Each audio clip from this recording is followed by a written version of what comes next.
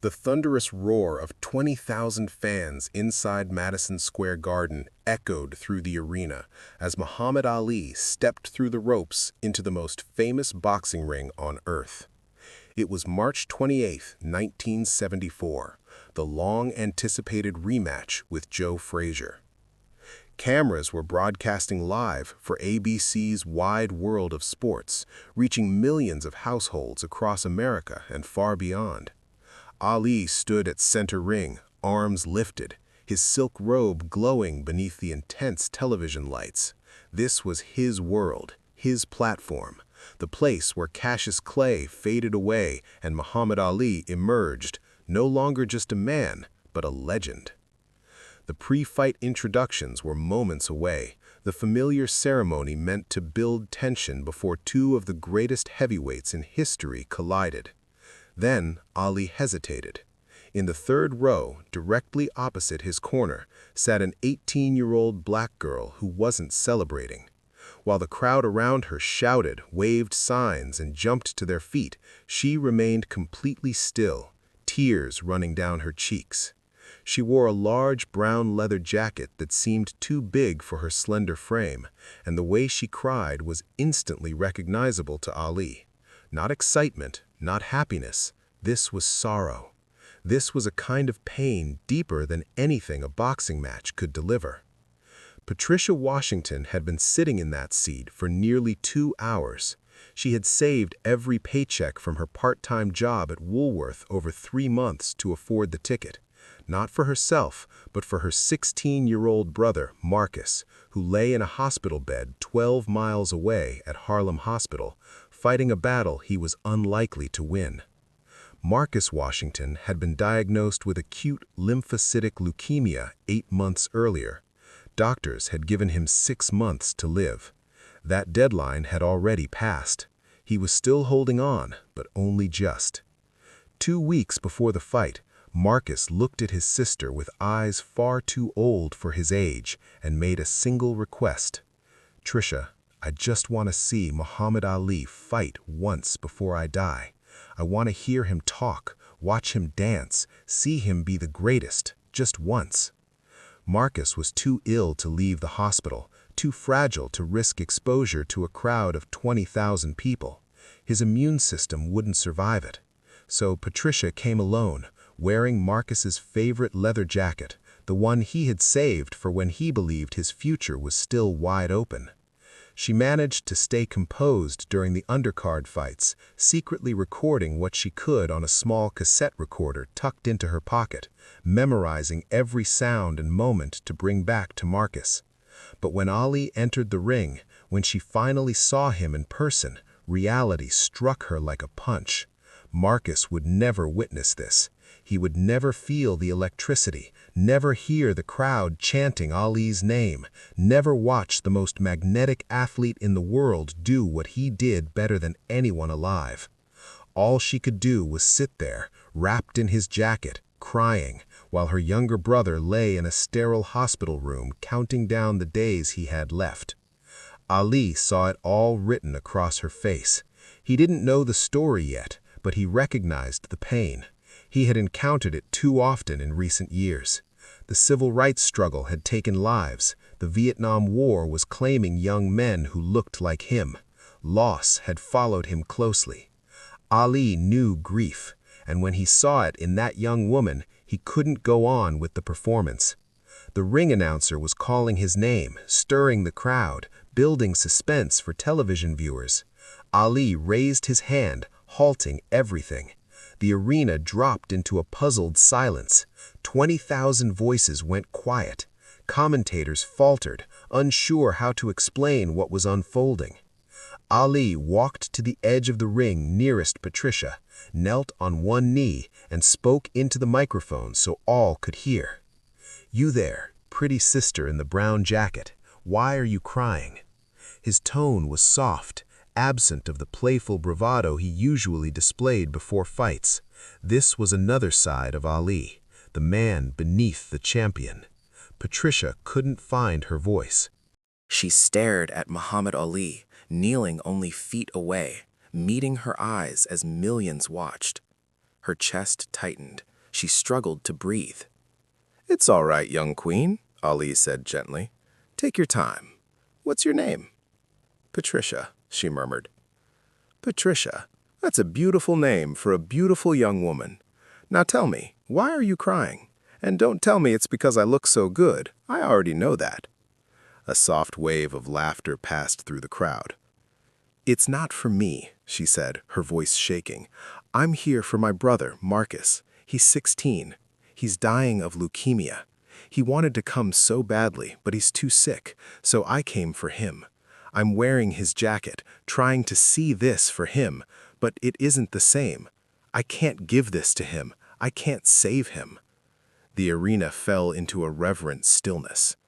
Ali asked how much time Marcus had left. "They don't know. Maybe weeks, maybe days." Ali rose, glanced across the ring at Joe Frazier, and Frazier gave a small nod. Some moments were larger than rivalry. "Tonight," Ali said, "this entire fight is for Marcus Washington, 16 years old, fighting harder than any boxer who ever lived." The crowd exploded, not in celebration of boxing, but in recognition of humanity. After the fight, Ali met Patricia backstage. He listened as she spoke about Marcus, not his illness, but who he truly was. Ali gave her Angelo Dundee's number and promised something meaningful. 4 days later, a private ambulance transported Marcus to a closed boxing gym in the Bronx. Muhammad Ali was already there. For an hour, Ali trained Marcus one-on-one. He demonstrated footwork, explained jabs, spoke about dreams, and about standing up for what matters. The toughest fight any of us face is learning to keep loving life when life gets hard. Marcus passed away 5 weeks later, on May 2, 1974. Before he died, he listened to the recording from that day every single day. Later, Ali wrote Patricia a letter, telling her that champions aren't defined by how long they fight, but by how much heart they show. Patricia went on to become a pediatric oncology nurse. For 30 years, she cared for terminally ill children, carrying forward what Ali had shown her, that dignity, hope, and humanity matter above all else. Muhammad Ali stopped a fight that night because he understood what truly mattered. And by doing so, he gave a dying boy the greatest victory imaginable. Years later, Patricia would often think back to that night at Madison Square Garden. Not the lights, not the crowd, but the silence. The moment when 20,000 people stopped cheering and listened to a young woman speak about her dying brother.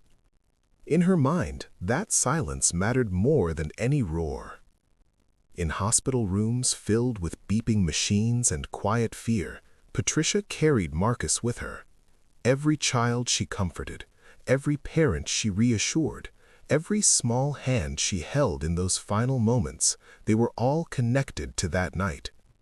To the way Muhammad Ali had shown her that compassion could interrupt even the biggest spectacle in the world.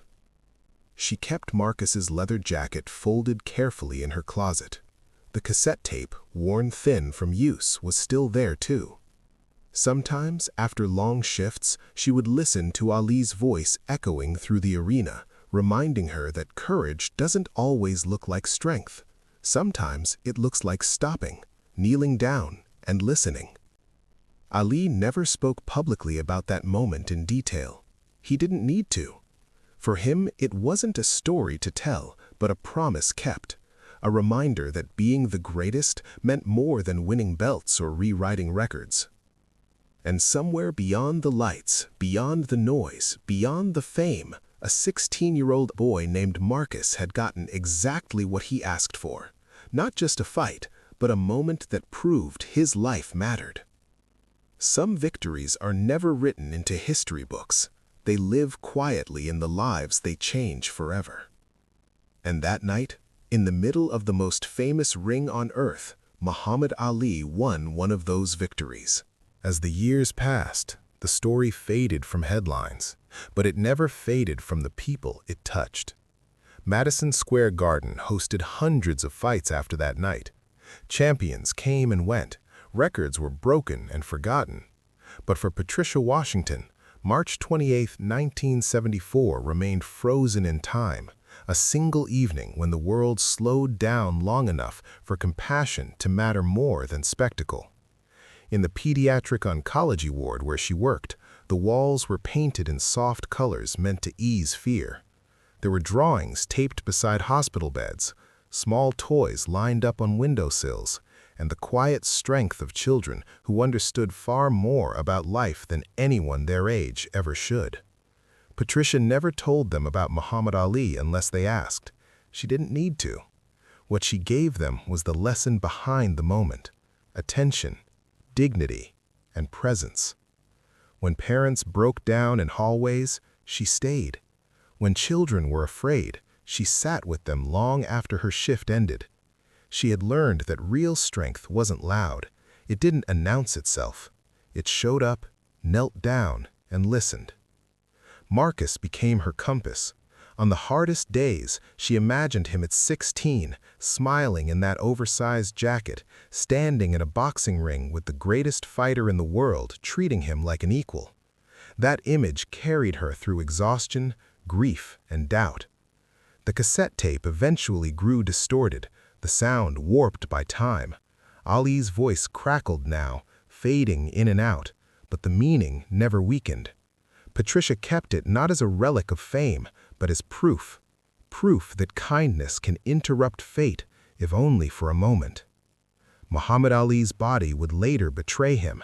Parkinson's disease slowly stole the speed, the voice, the sharpness that once defined him.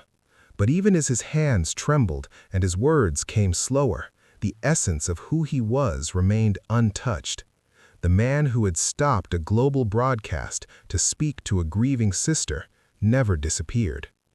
Long after Ali was gone, long after Marcus's name was spoken only in memory, the ripple of that night continued to move outward. In the lives of children who felt less alone, in families who were treated with dignity in their worst moments, in quiet rooms where fear was met with humanity instead of indifference. Greatness is often measured in titles, statistics, and victories, but some moments resist measurement. They exist outside of scorecards in history books. On that night in 1974, Muhammad Ali didn't just win a fight. He reminded the world what it looks like when power bows to compassion. And for everyone who carries that lesson forward, the fight never truly ends. Sometimes Patricia wondered how many people in that arena truly understood what they had witnessed. Most came for violence wrapped in sport, for noise, for a champion proving dominance. Few realized they had seen something rarer, a moment where greatness stepped aside to make room for humanity. In quiet moments, she imagined the lives of strangers who sat nearby that night. A man who later told his children about the time Muhammad Ali stopped a fight. A woman who went home and held her own brother a little longer. A child who grew up believing that strength could also be gentle. None of them would ever know how that single pause reshaped the path of a young woman sitting in the third row. Time moved forward, indifferent and unstoppable.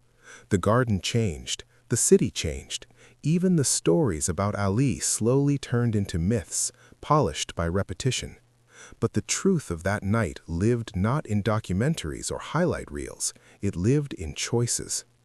Every time Patricia chose patience over frustration, every time she spoke softly to a terrified child, every time she told a family the truth without cruelty, these were echoes of that moment, repeating themselves quietly across decades. She never married, never had children of her own. In some way, the hospital became her family, and the children her purpose. She used to say she already had a brother who taught her everything she needed to know about love and loss. On anniversaries of Marcus's death, she would take the day off. She'd walk through the city, past old gyms and faded posters of fighters long retired. Sometimes she'd stop outside Madison Square Garden and look up, listening not for noise, but for silence, that impossible silence that once held 20,000 people together. She liked to believe Ali felt it too. Ali once said that service to others was the rent you pay for your room here on earth. That night, he paid in full.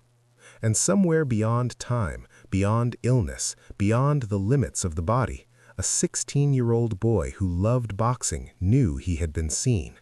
Not as a patient, not as a tragedy, but as a fighter. And that may have been the most important victory of all.